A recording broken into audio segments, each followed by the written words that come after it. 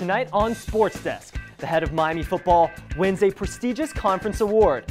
We meet a former athlete who uses his calling to give people hope, and the story of one Hurricanes fan and why he often gets confused for a player.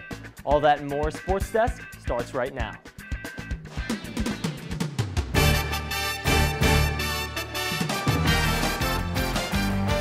This is Andre Johnson. You're watching SportsDesk.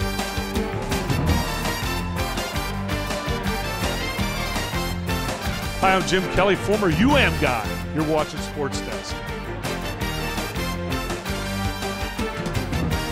I'm Ken Dorsey, and you're watching SportsDesk.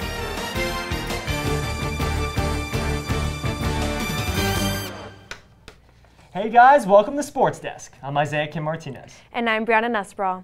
So it's Championship Saturday this weekend, and the Miami Hurricanes have a matchup against the #1 Clemson Tigers. That's right, Bree. The ACC Championship is on the line for the Canes against a team that blew them out 58-0 the last time they played. I know, and that's interesting, though, because that devastating loss might have been the one to bring this guy back to Miami.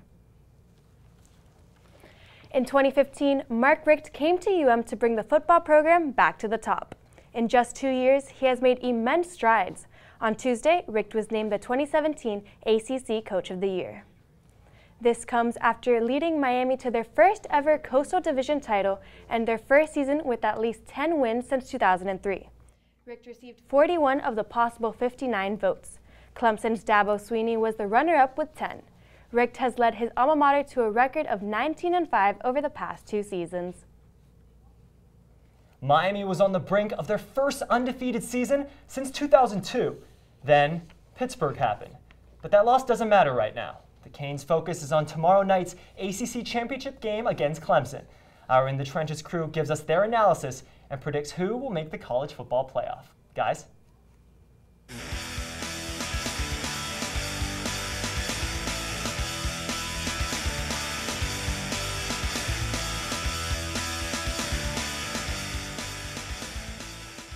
Welcome to In the Trenches. I'm your host, Alex Manella. He is Josh White, and we're here to break down Hurricanes football. Now, Josh, last week, a tough loss up in Pittsburgh as Pitt upsets Miami. Final score of 24-14.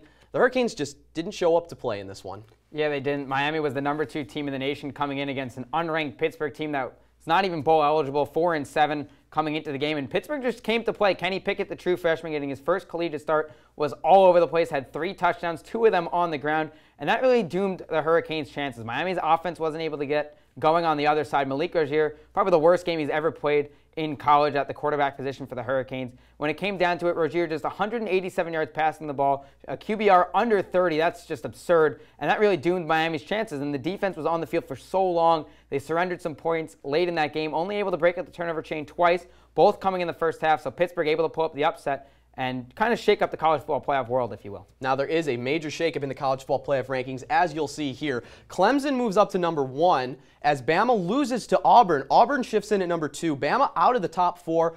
Oklahoma stays at 3, and then Wisconsin jumps in as the only undefeated team in at #4. Now, in this one, Miami does fall. They go down to #7, and they're now sitting at 10-1. In the ACC championship game, either team is going to be win or get in. What do you think is going to happen on Saturday? Yeah, it's win or get in the ACC championship game in Charlotte on Saturday. And when it comes down to it, you got the #1 team in the country against #7, the best ACC championship game they've had since the game was installed. And it comes down to it, it's the battle of the defenses. The game's going to be won in the trenches. Clemson, with a defensive line of 3 of those 4 guys, going to be drafted in the first round come the NFL draft. For the Hurricanes, they lead the nation in almost every defensive category. They're first in sacks per game, second in tackles for loss. They lead the nation in turnover margin, so Miami's got to try and stop Clemson all they can. The Clemson offense is so good. Kelly Bryant, so good, a dual-threat quarterback. He's so versatile on the ground. He creates so many problems with his legs. He's scored 10 touchdowns on the ground, 12 throwing the ball. Travis Etienne, the tailback for the Tigers, has 12 touchdowns this season on the ground as well. So Miami's defense really needs to show up. The offense on the other side, they suffered a couple losses this week. Christopher Herndon, who got hurt in that Pittsburgh game, he had surgery. He's out for the season. Amon Richards, their lead wide receiver from a year ago, he's now out with a non-contact leg injury,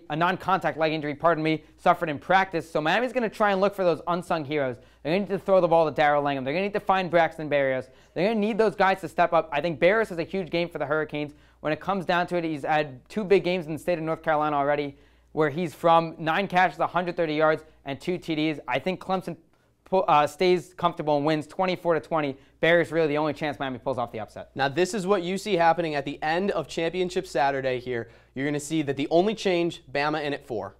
Yeah, I think Clemson wins the ACC Championship like I was talking about. Auburn wins the SEC Championship. Oklahoma holds serve in the Big 12. Alabama sneaks in at number 4. I think Wisconsin loses the Big 10 Championship to Ohio State. So I think that's how the 4 is going to shake up come Sunday. Well, that's all the time that we have. Now back to you guys at the desk. Football players are known for their elite athletic abilities, but some of them can be pretty artistic. UMTV reporter David Perez talked to one that uses his passion to inspire others. Pigskin and the canvas aren't really always go together, but for a former University of Miami football receiver, that combination has been life-changing. With a spray can and a paintbrush, Damari Jones has found his passion in Miami. You know, it makes you feel good inside that you're doing something positive, you know, and that you're inspiring others. But while Jones is looking to leave his mark on Miami, the inspiration for his art and life comes from his hometown. Well, where I come from is a low-income place in Leesburg, Florida. It's like west of Orlando. Leesburg is a very small town. You know, on the bad side of that, with not having opportunities, you know, that create people to do drugs and, you know, fight and shoot and things like that. So the culture of the community is that everyone looks kind of towards football or sports as a way out of the community. And Jones took that escape route on the field, going from a Little League star to a student athlete on a full scholarship at the University of Miami. My journey there, like just going to college is a big deal there. So I just wanted to make sure that I was able to give the people back at home hope and show people an example that, you know, you can make it from a small town. And while taking art classes at UM, Jones went from doodling to something more. I had met with my professor Jerry, and he said he's seen something in my stroke that I should hold on to the brush a little bit longer.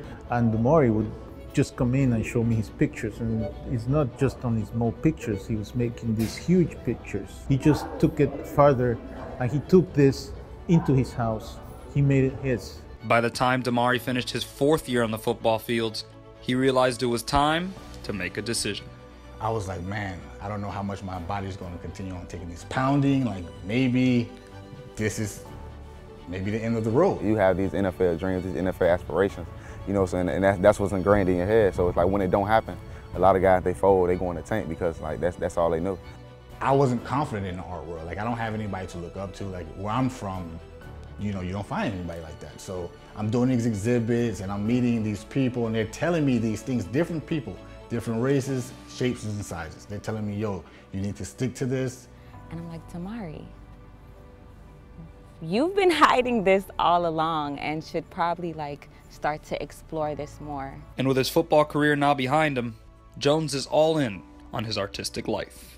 Just working for like the hospital, just doing things like just charity events, going back home, painting murals. The crazy part is I'm just getting started. Like this right now is like, this is game planning for me. Jones has his eyes set on the future, but it is his past and dedication to his hometown that drives him.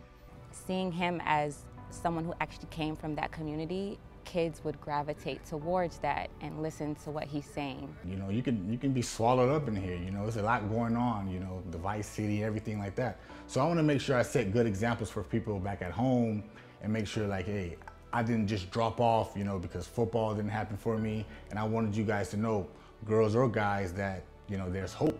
Reporting for UMTV, I'm David Perez.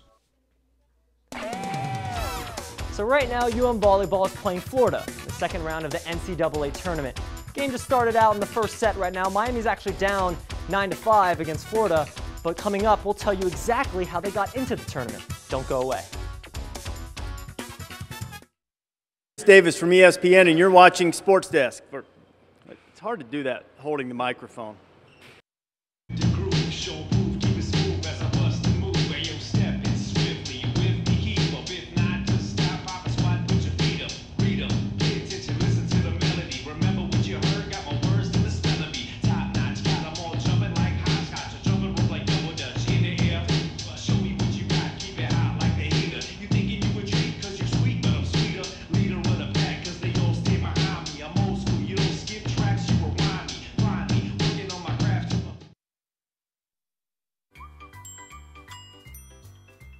fancy pants peanut butter? A big screen television. You haven't even bought a sofa yet. A motorcycle? When your father finds out, he's gonna flip his shoes with 2 buckles. What do you even need 2 buckles for? Mr. Big Shot, buying whiskey shots for everybody in the bar. From the looks of it, I'd say nobody even remembers. Feed the pig.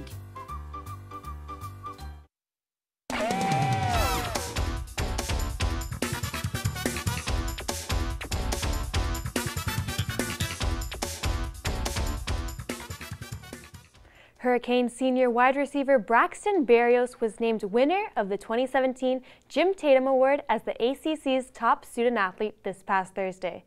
The Tatum Award is given annually in memory of the late Jim Tatum to the top senior student athlete among the league's football players.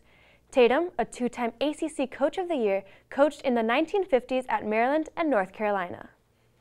The Hurricanes' leading receiver is on his way to graduate in December as a double major in finance and entrepreneurship with a 3.96 GPA.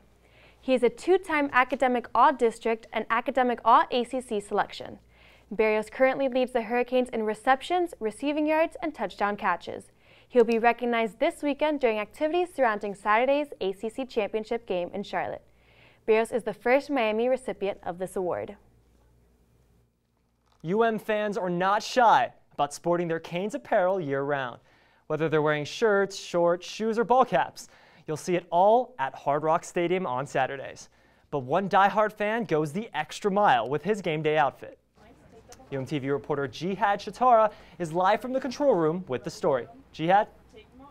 That's right, Isaiah, and if you've been to Hard Rock Stadium lately, you'll have seen this fan all over the place at tailgates, on the Jumbotron on TV, interacting with fellow Canes fans. Only catch, he's dressed head to toe in a full Canes uniform. I got the chance to catch up with him.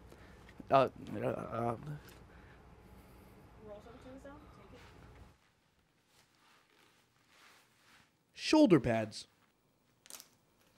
Something the average fan doesn't wear to a football game. But this Hurricane diehard is anything but normal. It was definitely a shock to some people. But then it became like a surprise and more of a welcoming feeling now. Shelton Douthet has been collecting old Miami Hurricanes uniforms for about 8 years now. At every home game, he is doing what he loves. You know, the Miami crowd is different. It's a diverse fan base. It's a very passionate fan base, and they clearly wear their emotions on their sleeves, or they dress as their emotions. Douthet's passion for the Canes started early in his life because of his best friend. Me and my brother, his name is Wayne Douthet, big fans ever since we were young.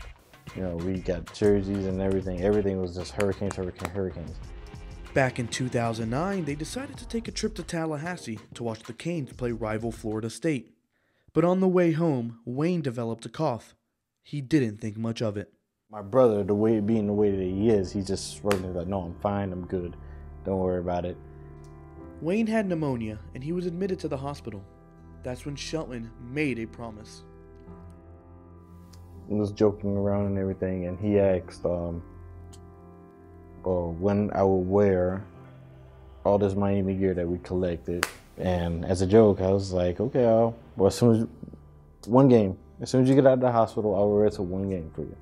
Wayne was released a week later, but the condition came back and he was readmitted to the hospital.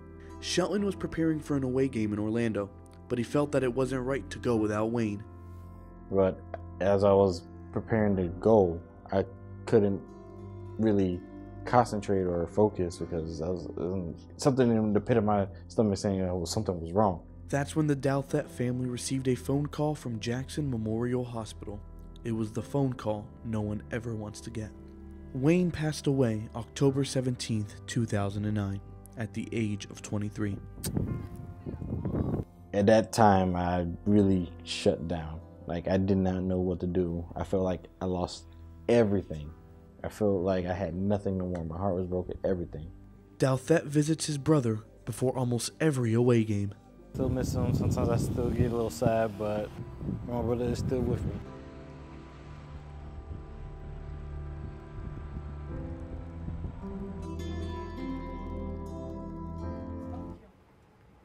Shelton is going to Charlotte for the ACC championship with his brother in his heart, looking to bring a win home for Wayne Douthette. Now back to you guys at the desk. Miami's volleyball team dominated the College of Charleston 3-1 yesterday to advance to the second round of the NCAA tournament. This was the 5th tournament win in program history. The Hurricanes combined for a .519 hitting efficiency in the victory. ACC Player of the Year Olga Stronsely led the attack with 14 kills. All-ACC first-team setter Haley Templeton had a match-high 47 assists. Miami finished with a record of 21-5 on the regular season, which ranked 3rd in the ACC. This helped earn a bid into the big tournament.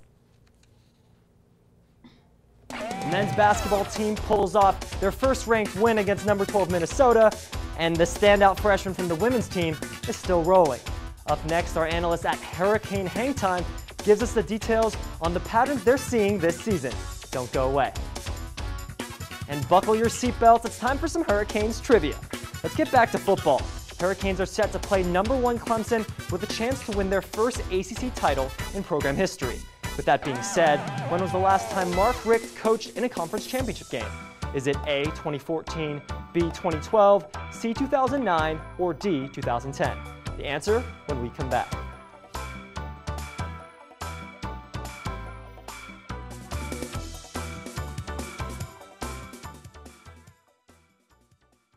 Hey, look, it's those guys. Are you good to drive? I'm fine. How many did you have? I should be fine. You should be? Go and step out of the vehicle for me. See ya, buddy. Good luck.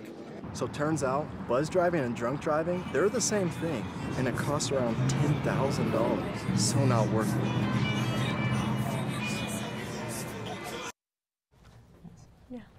So what are you doing? Are either you guys going to any of the championship games this weekend? I think she's flying up. Yeah, I'm flying up tonight with some family. Well, that's really cool. Yeah, I'm excited. I'll be watching the game on TV. Yeah.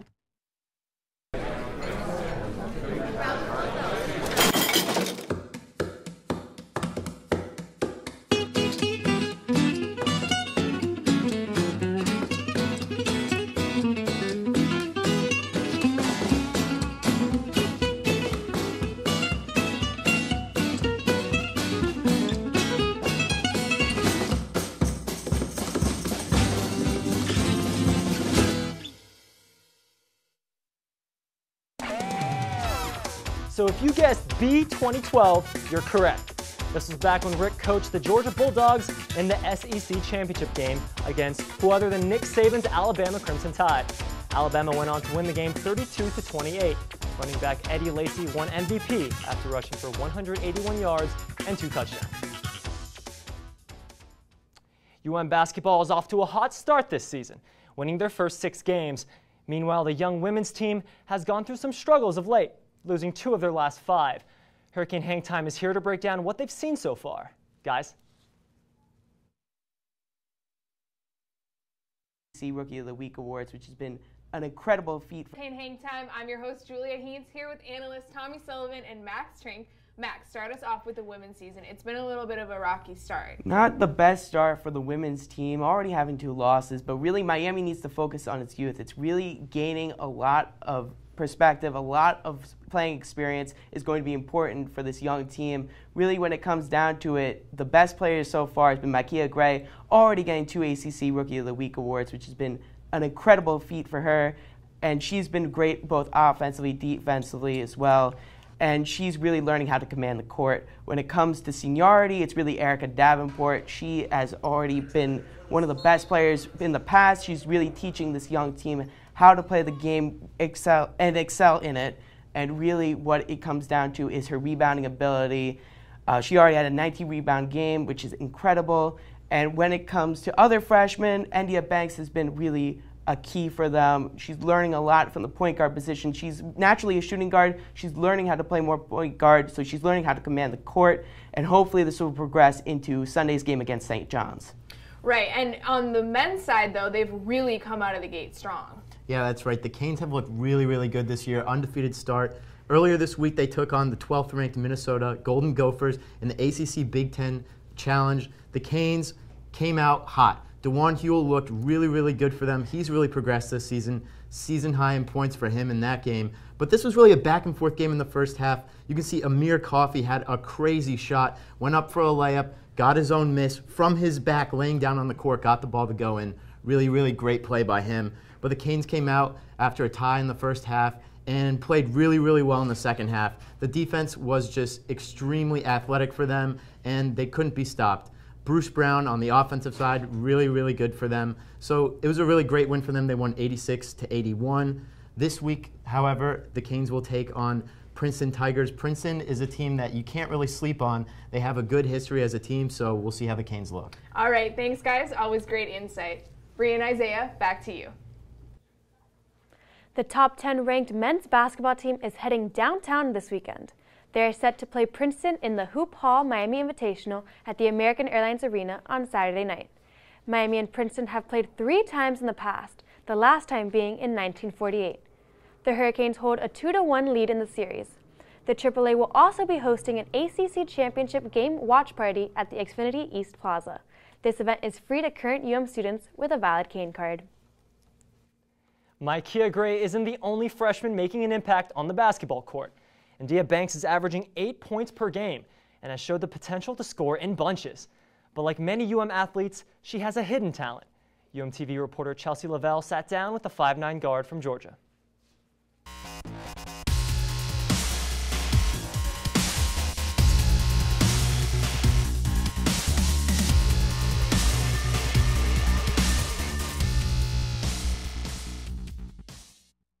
Welcome back to Athlete of the Week. I'm your host, Chelsea Lavelle, here with women's basketball player India Banks. How are you today? I'm good. You guys are a couple games into the season. How do you feel that it's going so far? I feel like it's going well, considering us to be a young team. I feel like we have a lot of potential. And like you said, you're a freshman along with a number of other girls on the team. How have you guys meshed well working together? Well, we become great friends, and we just try to push each other in and out through day and night. Are you looking forward to the holidays? Yes, get to go home. You get to go home. You're from Georgia, right? Yes. So not too far away. What's your favorite part about the holidays? Just getting to be home with my mom and my sisters, and just to be around them makes me feel good. How old are your sisters? My sisters are 16 and 8. Wow. Do they play basketball as well? No, they don't. They feel like they have to be like me, so they try to play something else. And I know that you learned how to play piano. Can you tell me a little bit about how you got into that? I grew up in like a small church community, so like my grandma took us to church all the time, so like it's just something I kind of picked up just from being there. Absolutely. I also know that your favorite player is LeBron James, right? Yes. So he's recently opened up a school, and he's talked about how that is his biggest achievement over sports. So what is your biggest achievement that you have accomplished or would like to accomplish? I would like to accomplish things like just to help the community out, because I feel like I could help out a lot of people just by the things that I do. Is there anything that you do now that you think is contributing to that goal? One thing is I just put on like a good thing, like an example for my sisters, to show them that everybody should go to college and do well and like make good grades and things. Amazing. So if you had to plan out the perfect day, what would it be? The perfect day. I'll wake up, eat a big breakfast, maybe go to the beach, chill at the beach all day, then come back and just listen to music all night long. I'm just a chill type of person. Thank you so much. Back to you guys. Still to come, can you imagine a lifetime without your favorite NFL team? Well, for one Packers superfan, she hasn't had to. After the break, we'll take a look inside her 98-year-long loyalty to Green Bay.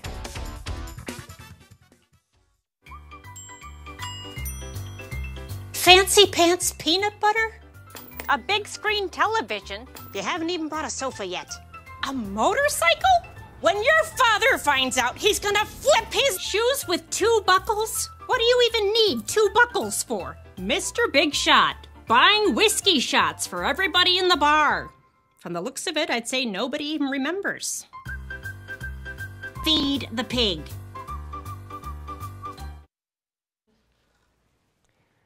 So let's check out play of the day right here, which showed a string of pinpoint passing for the goal. Let's check out the Premier League matchup between Leicester City and Tottenham, where forward Jamie Vardy made a play for fans to remember. Check it out right here. Mark Albertson finds the nice cross over to Jamie Vardy, who kicks it right over the goalie and in for Leicester City. Watch this. In soccer, when there's not a lot of dribbling happening and just pure passing, that's when you know they're doing it right. They would score there. That would be the first goal for Leicester City, and they'd go on to win 2-1. The Baseball Hall of Fame will elect its newest class next month, and there may be some surprising names voted in. Simon Lair tells us who shouldn't make it on this week's Simon Says.